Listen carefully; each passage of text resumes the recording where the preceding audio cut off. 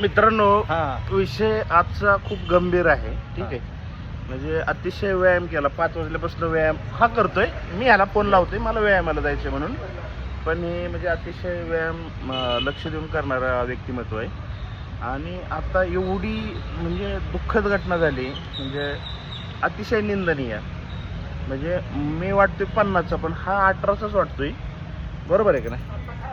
आणि त्याला एक मुलगी ना, मला म्हणली असती ना मी चाललं असतं, काकांना म्हणले असते ना तरी पण चाललं असतं, पण ह्याला म्हणली. मला काका म्हणली, काका गुड मॉर्निंग म्हणली. असं कुठं असतंय का? अहो व्यायाम अहो काय राव, मला जिम नाही करायची, मला व्यायाम नाही करायचा. मी तुम्हाला सांगतो, काका म्हणून घेण्यासाठी व्यायाम करतोय का राव मी? असं कुठं असतंय का?